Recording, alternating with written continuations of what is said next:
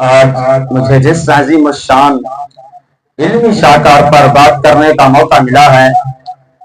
وہ قرآن مجید کو سمجھنے کا ایک ایسا سمندر ہے کہ جس کے اندر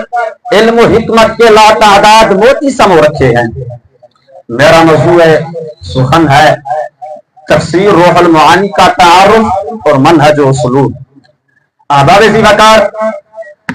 قرآن مجید کی وضاحت کے لیے آج تک ہزاروں تفاسیر لکھی گئی، لیکن 19ویں صدی عیسوی میں بغداد شریف کی سرزمین میں سے ایک ایسا آفتاب علم طلوع ہوا کہ جس نے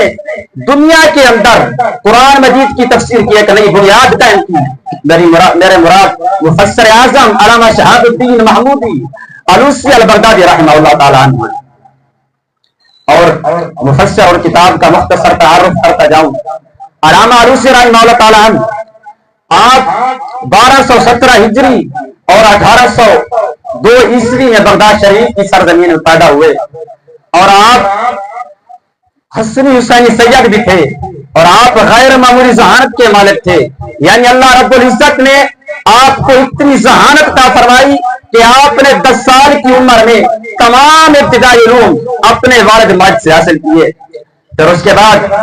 بغداد شریف کے اکابرین علم سے فیض یاب ہوئے، اور اللہ تعالیٰ نے آپ کو اتنی مقبولیت دی کہ آپ کے حلقہ درس سے ایسے شاگرد نکلے کہ جو آسمان علم پر سورج اور چاند بن کر چمکے۔ اور آپ نے کئی فتاوی جات لکھی، اور آپ نے رسائل سمیت 20 سے زائد کتابیں لکھ ڈالی، جس کے اندر شرح البرہان اور دقائق التفسیر بھی موجود ہے۔ لیکن جو آپ کی اصل شہرت کی وجہ بنی وہ یہی کتاب تفسیر روح المعانی ہے، اور اس کتاب کو لکھنے کی وجہ وہ بھی بڑی دلچسپ اور ایمان افروز ہے۔ میں آپ حضرات کی توجہ چاہوں گا۔ علامہ فرماتے ہیں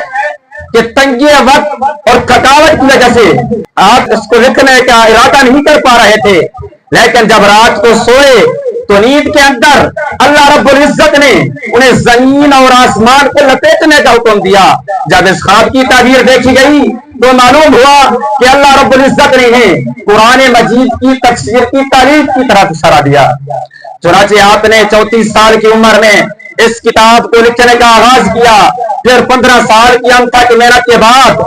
اس کتاب کو مکمل کیا۔ اس کتاب کا خوبصورت نام اس وقت کے وزیر اعظم علی رضا پاشا نے تجویز کیا۔ تعارف کے بعد اس کے منہج کی طرف چلتے ہیں۔ علامہ علوسی رحمہ اللہ تعالیٰ عنہ کی تفسیر منہج یعنی کام کرنے کے طریقے کو جب دیکھتے ہیں تو اس سے چند بنیادی باتیں سامنے آتی ہیں۔ نمبر 1، روایات اور عقل کا ملاپ، یعنی آپ نے اپنی تفسیر کے اندر احادیث و آثار اور عقل دونوں کا بہترین استعمال کیا۔ اور اس کے بعد بنیادی اصولوں کی ترتیب، یعنی آپ جب بھی کسی آیت کی تفسیر کو شروع کرتے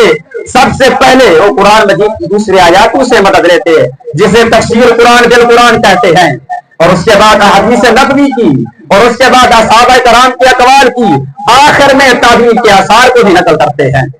اور تیسرے نمبر پر آپ صورتوں کا مکمل خاکہ، یعنی جب بھی کسی صورت کی تشریح کرتے تو سب سے پہلے اس کا نام اور اس کے مکی یا متنی ہونے کے بعض اور آیات کی تعداد میں ائمہ کا اختلاف، اگر ایک صورت کا نام ایک سے زائد ہو تو ان کی وجہ تشریح بڑی تفصیل کے ساتھ بتاتے ہیں، اور روایات کی جانچ پڑتال بھی کرتے ہیں، یعنی وہ صورتوں کے فضائل اور شان نزول کو بیان کرتے ہیں، لیکن ان کا جو اصل اصول ہے، ان کا اصول یہی ہے کہ صرف اور صرف صحیح روایات رہتے ہیں، جو ضعیف روایات ہیں، جو من گھڑت روایات ہیں، ان کی سخت تردید کرتے ہیں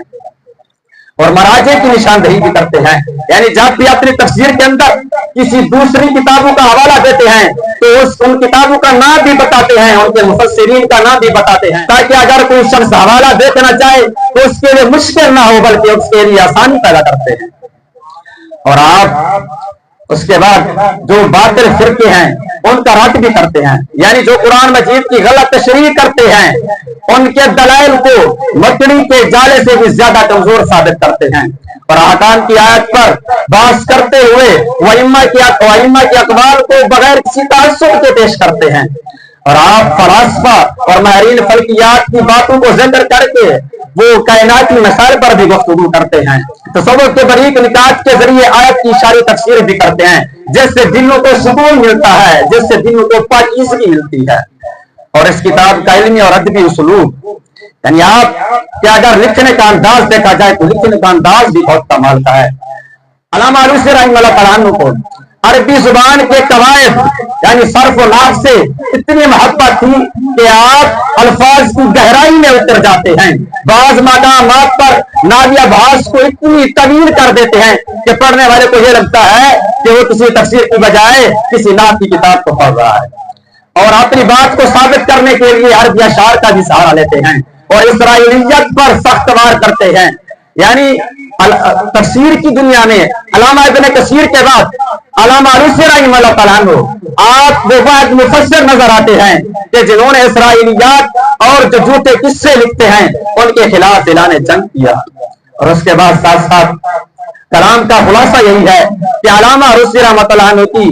یہ تفسیر روح المعانی فقط ایک کتاب نہیں بلکہ علوم اسلامیہ کا ایک عظیم انسائکلوپیڈیا ہے جو اپنی جامعیت، وسعت اور علمی گہرائی کی وجہ سے آج پوری دنیا کے اندر مقبول ہے۔